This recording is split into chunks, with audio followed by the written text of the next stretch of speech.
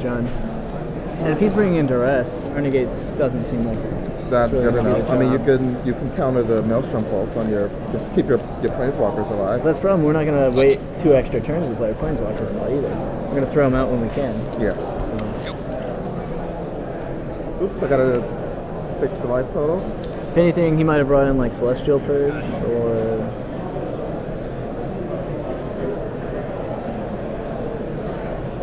That is a Wall of Omens, right? Yes. The one that I said is one of the most powerful cards from Rise of the Eldrazi. So what do you think of, this guy's a 1/1 for 2. I mean for 3. 1/3. So 1/3. Oh, that makes it a lot better. I thought it was a 1/1. He's kind of like a smaller Wall of Omens, in a way. You're still drawing a card, costs a little bit more mana, switch your stats around. But you just want to throw out a ton of walls to protect your planeswalkers long enough for them to win you the game, right? Exactly. So, and if your walls draw you a card, even better. That's part of the plan, yeah. Ooh, Whoa, that's my favorite, I think. That's your favorite planeswalker? Yeah. I don't know that I have a favorite planeswalker yet, but oh, it was a goodie, wasn't it? It was. Alright. Fate Seal Chris's card to the bottom of his deck. He did bring in some Sark on the Mad. Ooh, Sark on the Mad. Let's see if that guy goes crazy. That guy's so crazy. Alright, so we pulse, get rid of that Jace. We don't want him to start brainstorming every turn. That's bad news for us. So what's the name of that, of the 1/3 that... Seagate Oracle? Seagate Oracle. Alright. And you get to look at the top 2 cards, draw one, and put one on the bottom. Yes. Get in it there. Put one in their hand. Won't trigger their underworld games. He actually is going to aggro with the Seagate Oracle with Elspeth instead of making tokens. Right. I usually like to load up on tokens so I'll have extra blockers for later on. And he's going to turn his Scrying Carnax into a dragon token. That's pretty good. Yeah. And I'm guessing some of those tokens are going to turn into dragons. Turn into more dragons. I'm kind of sad there's no Charizards.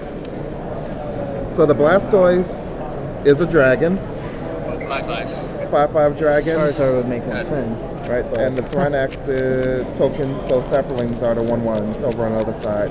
Now is Sarkon on 5? I think it's -2 for the dragon ability. This is a new type of magic. -2. It has only minus abilities. Right, it only has -2, -0. It doesn't have any plus. No plus. Right. It's all minuses. And the -0 actually deals damage to Sarkon the Mad. And it looks like he's trying to take out that Sarkon with Celestial +3/+3. So he's going to force that dragon token to chump. Hey, there are more dragons where that guy came from. Yeah, he's got a few more dragons, and every time he's doing that, his blue-white opponent has to spend all of his mana to try to take out Sarkon. It's a good tempo swing for the jump player. Fetch land.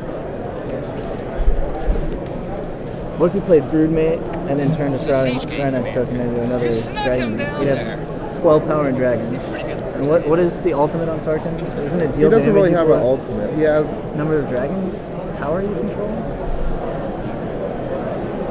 I don't remember. I have to look it up. I think his ultimate is something like deal damage equal to the number of dragon power you control to your opponent.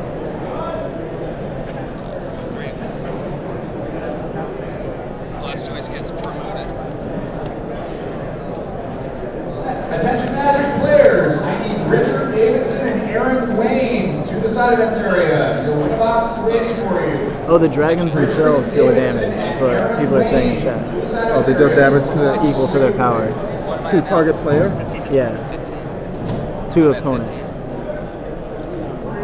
What did I do? Oh, that guy. Okay. Yeah. So he's holding Blightning, or he had got a Blightning and had Mind Rot. So we're going to go ahead and try to get the rest of the cards out of our opponent's hand and take out his Planeswalker at the same time.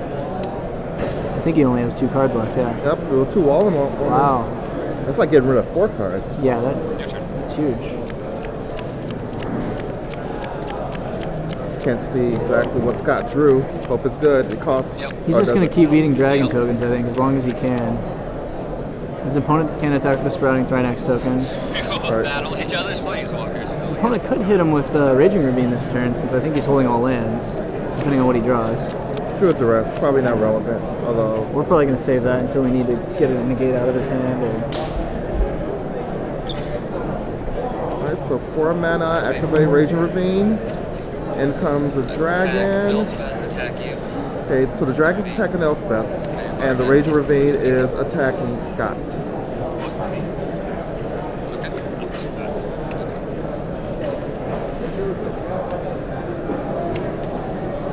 You were watching GG's live.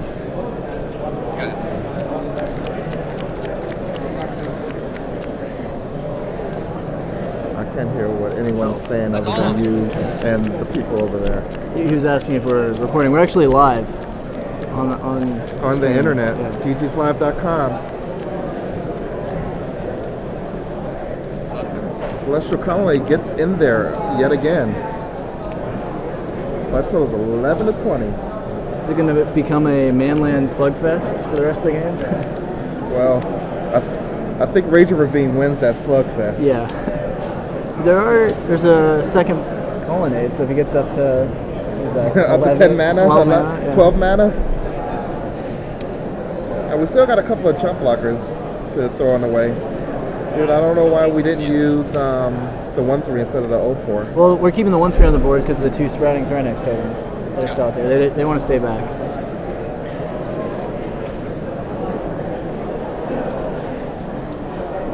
That's Scott at 16. 1-6. Rashad, he wants to see that smile. 7.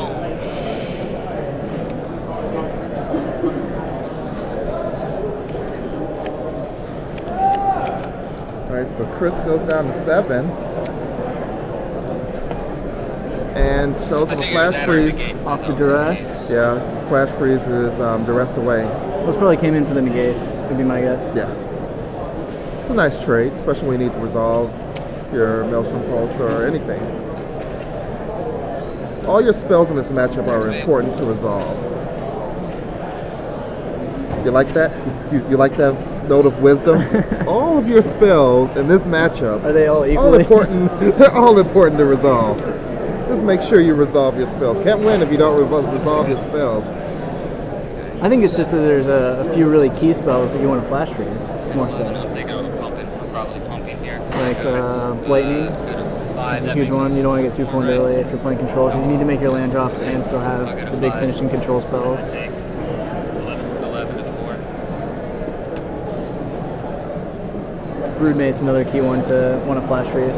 Once again, top deck or bust. Alright, so Chris does decide to pump that leech.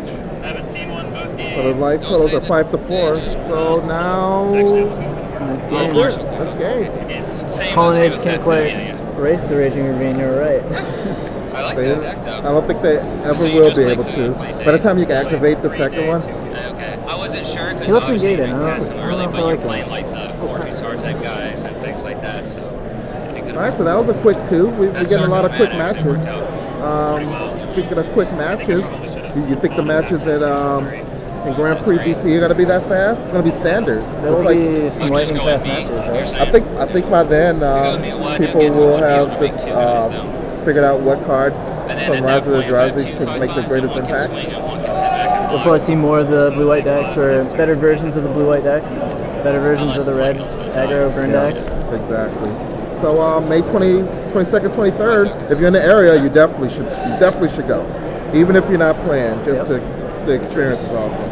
And if you're not going to go, you get to watch it at home. ggslive.com. The KO and DC. The KO and DC.